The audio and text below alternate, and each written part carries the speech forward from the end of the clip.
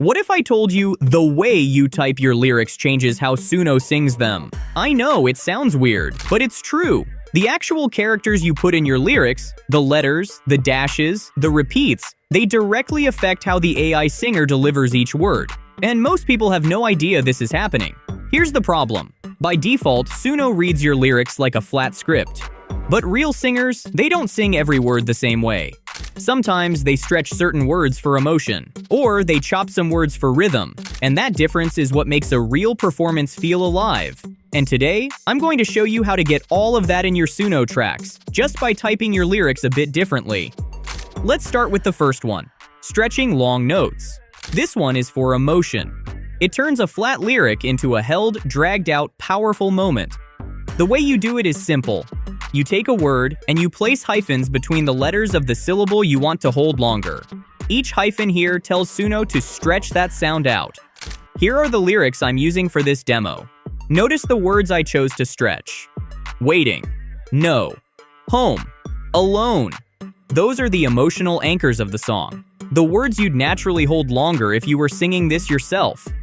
I'm not stretching every word, just the ones that matter most. For the style prompt, I'm going with a classic country ballad. Let's hit create.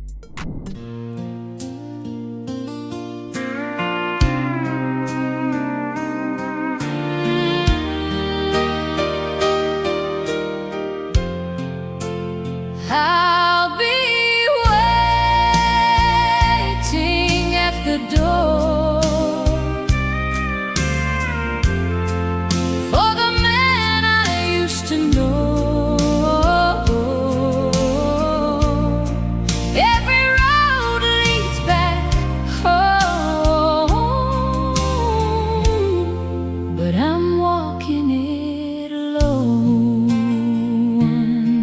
That's the feeling.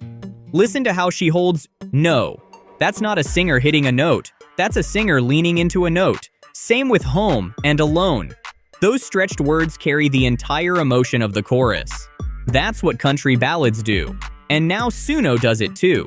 Okay, and now we are going for a different energy. The next pattern is stuttering. Where stretching is about holding a note, stuttering is about chopping it up.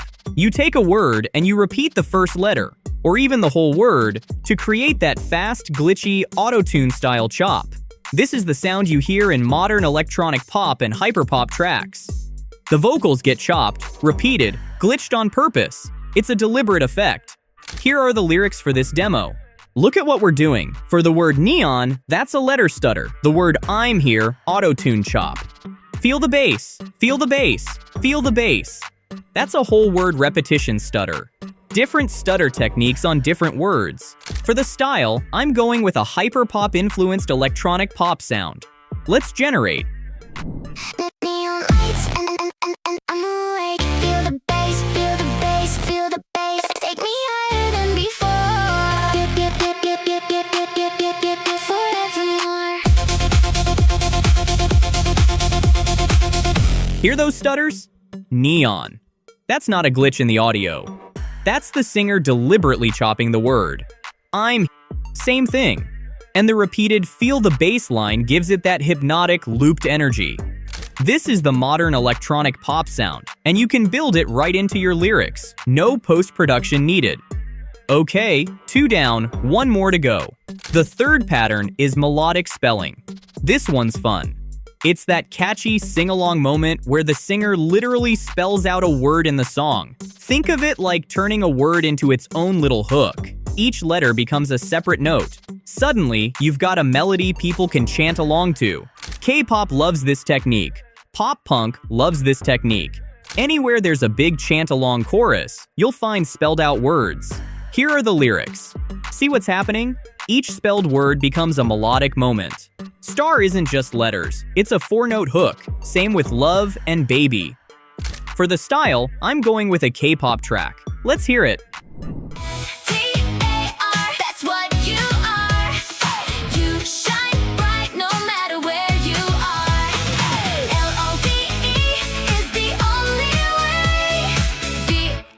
BABY, hear me say. That's the magic of melodic spelling. Each letter lands as its own note. The chorus suddenly has a built-in hook that listeners want to sing back. That's what makes K-pop songs so addictive.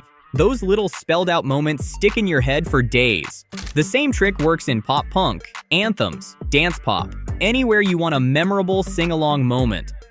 Okay, so that's 3 techniques, 3 completely different effects, all from just changing how you type the words.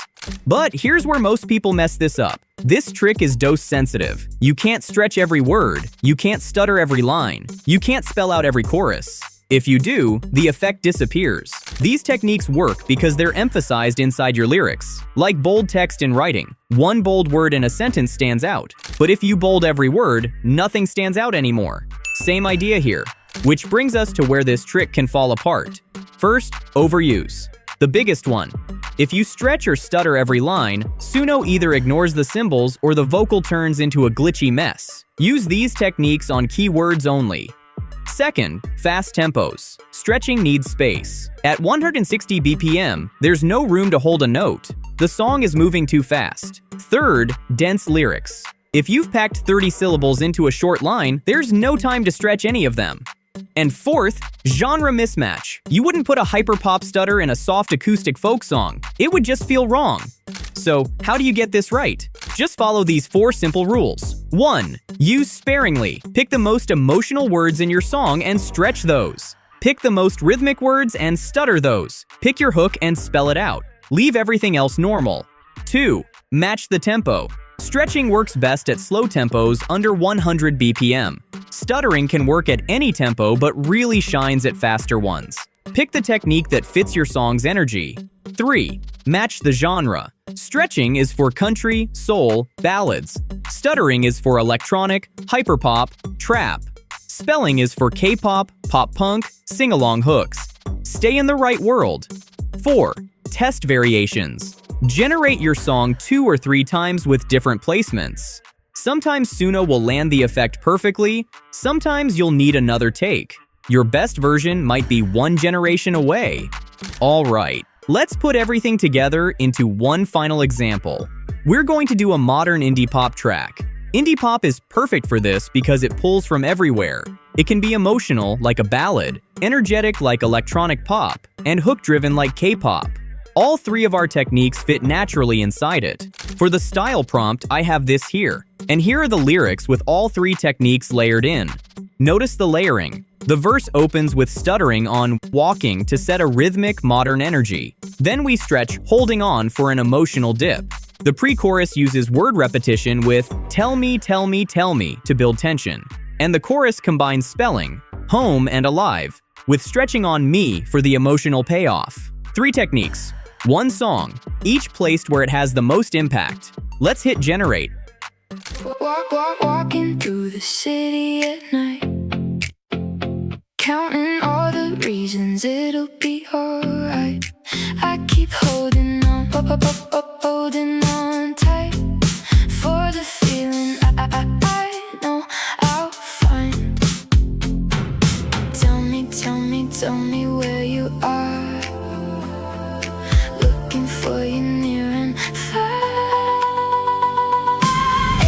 HOME, that's where you'll be, right next to me.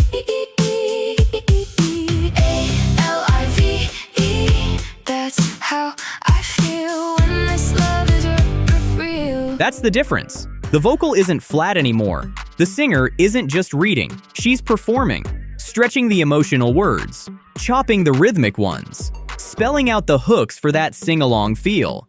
And that's the point of this whole trick. You stopped writing lyrics. You started directing a vocal performance. You're not just telling Suno what to sing. You're telling Suno how to sing it, where to hold a note, where to chop one, where to spell it out for the hook. Try this on your next track. Pick the most emotional word in your chorus and stretch it. Pick the most rhythmic word in your verse and stutter it. Pick your catchiest hook and spell it out. You'll hear the difference immediately. And hey, if this video helped, subscribe. There's a lot more where this came from. I'll see you in the next one.